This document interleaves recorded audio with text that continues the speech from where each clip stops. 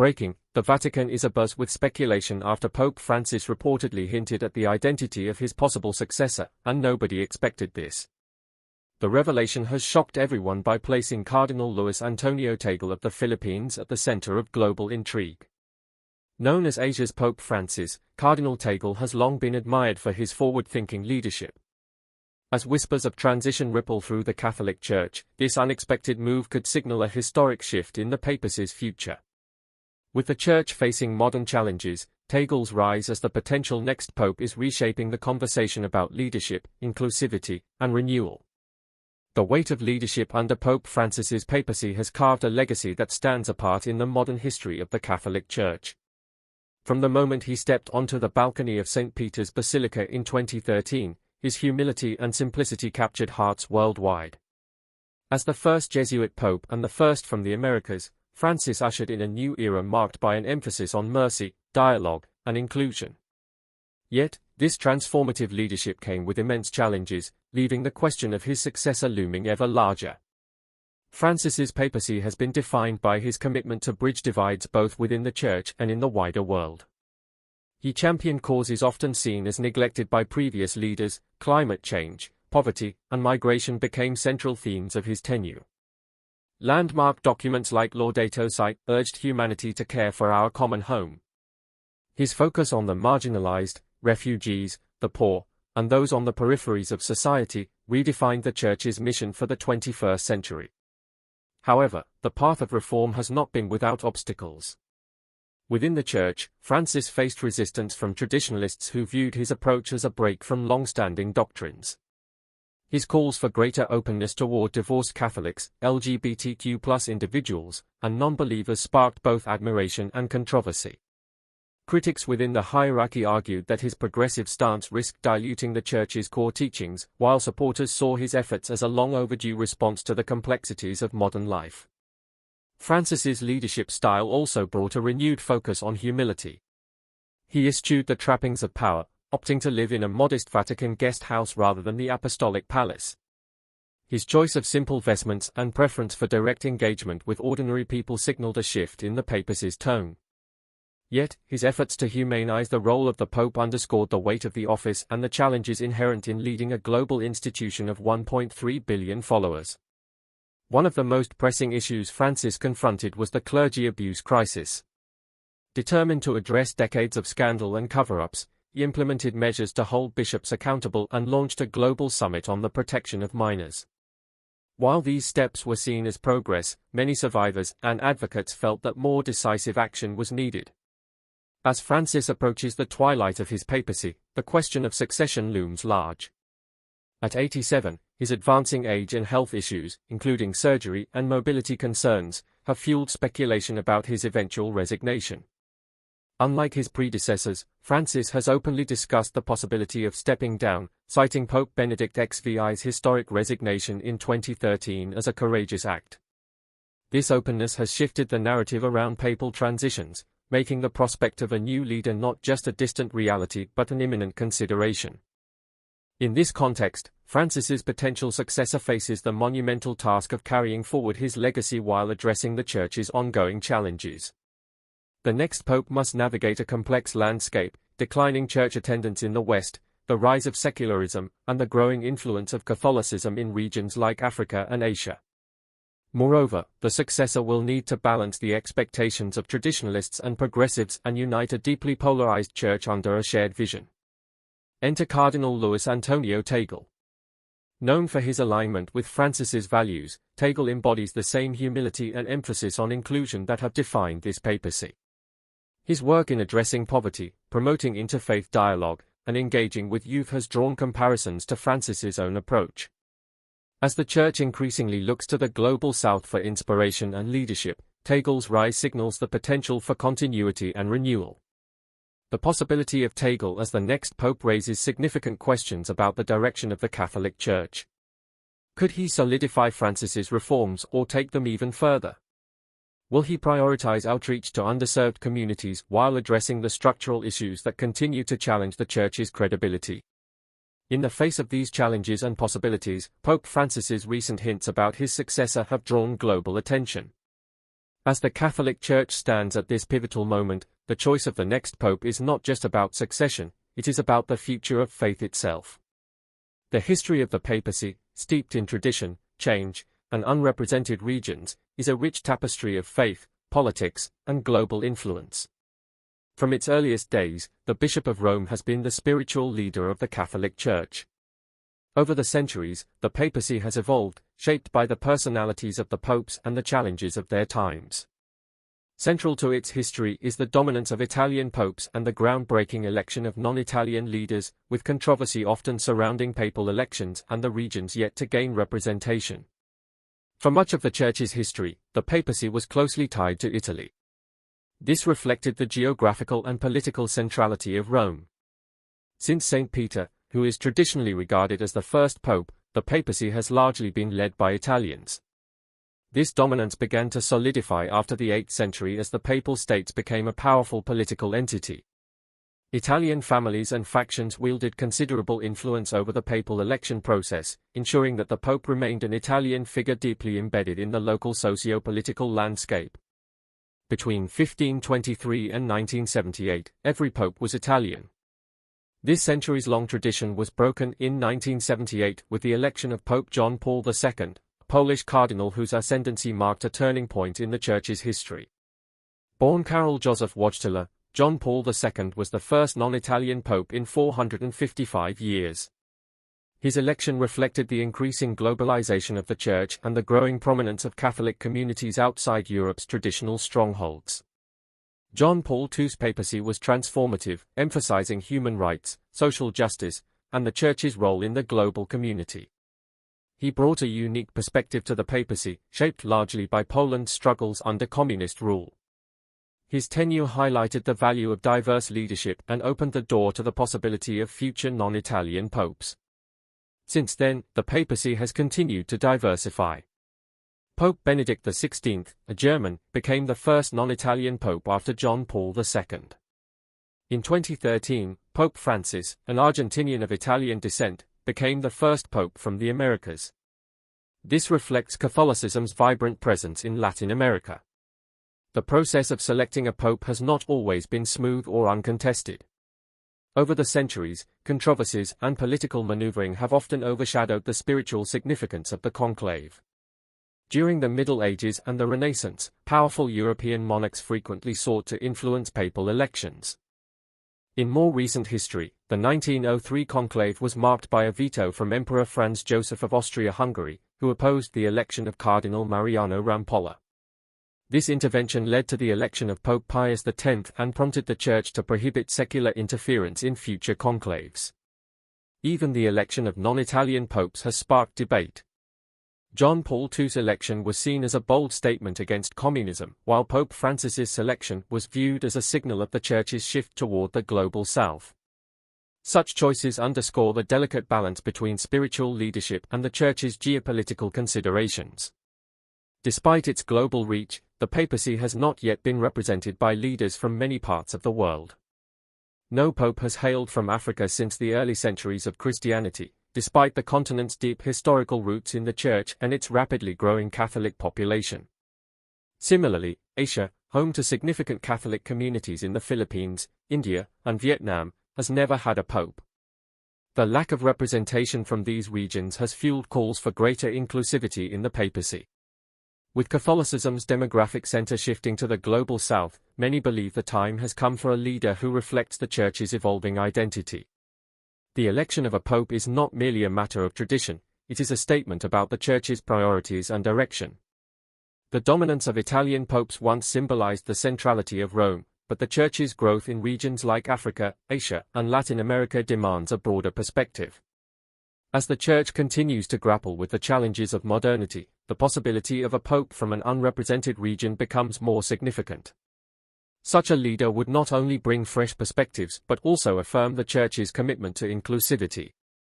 The history of the papacy is a story of continuity and change, of enduring traditions and bold departures. From the Italian-dominated eras to the groundbreaking election of non-Italian popes, each chapter reflects the Church's response to its times.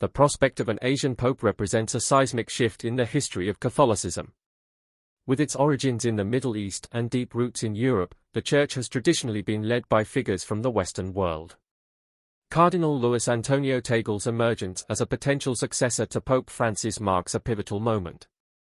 An Asian pope would symbolize a break from centuries of Eurocentrism and acknowledge the vibrant Catholic communities flourishing in the global South. Asia is home to some of the fastest-growing Catholic populations in the world. While Christians remain a minority in many Asian countries, their influence is significant, particularly in the Philippines, India, Vietnam, and South Korea. The Philippines boasts the third-largest Catholic population globally, with over 80% of its citizens identifying as Catholic. Tagel's rise from a humble parish priest in Imus to a prominent figure on the global stage reflects the strength of Asian Catholicism. His leadership in the region and his deep understanding of its unique cultural and social challenges position him as a bridge between the Church's traditional heartlands and its emerging centers of growth. As the first Asian pope, Tagle could elevate the Church's visibility and influence across the continent.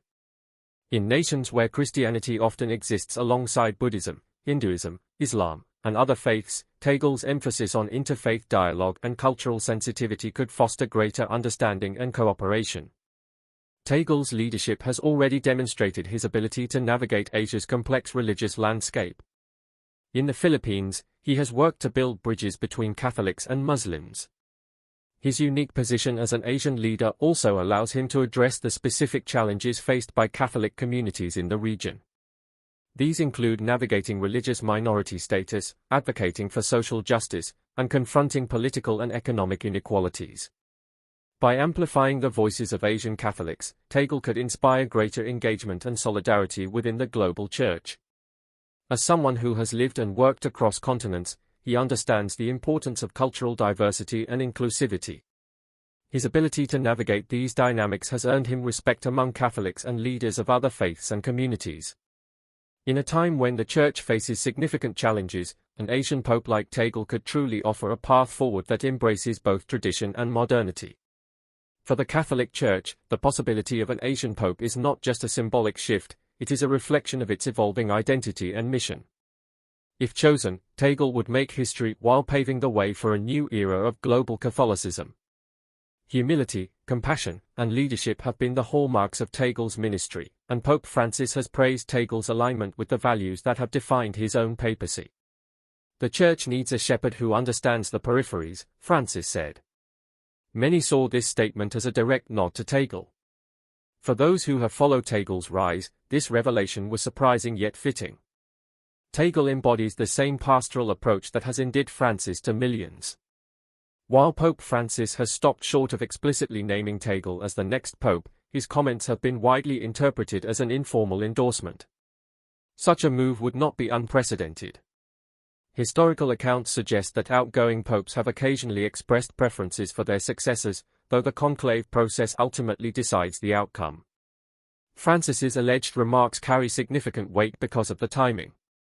As the Pope nears the twilight of his papacy, discussions around succession have become increasingly urgent. By singling out Tagle, Francis has sent a clear message about the qualities he believes are essential for the next leader of the Catholic Church. The implications of this endorsement are profound. Tagle's rise to prominence could signal a continuation of Francis's vision for a more inclusive, humble, and globally representative Church. However, it also raises questions about how traditionalists within the Vatican hierarchy will respond. Francis's papacy has been marked by resistance from conservative factions.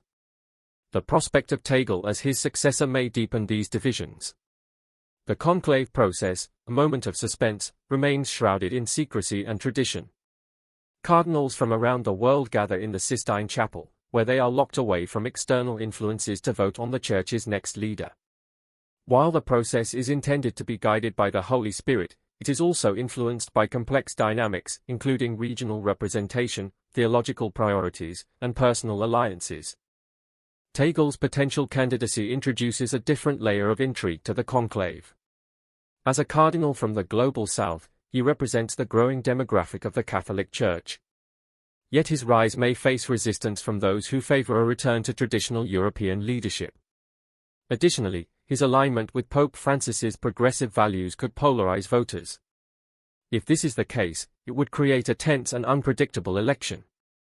Insiders suggest that Tegel's chances are bolstered by his widespread popularity among the clergy and laity alike. His ability to inspire trust and hope across diverse communities has made him a respected figure within the Church. However, the conclave's outcome is never guaranteed, and the presence of competing candidates adds to the suspense. This moment in Church history is nothing short of pivotal. The election of a pope is always significant, but the potential rise of Tegel carries profound symbolic and practical weight. It underscores the Church's commitment to inclusivity, acknowledges its shifting demographic center, and promises a leadership that reflects the hopes and struggles of its followers worldwide. As the Catholic Church stands at this crossroads, the weight of expectations is immense. The choice of the next pope is not just about continuity, it is about transformation. Should Tegel ascend to the papacy, his leadership could shape the Church for generations to come. For Catholics and observers alike, this moment heralds a future that is both hopeful and historic. Do you think Bishop Tegel is a good choice for the papacy? Share your thoughts with us in the comments. We'd love to hear from you. For now, we're done. Catch you in the next video.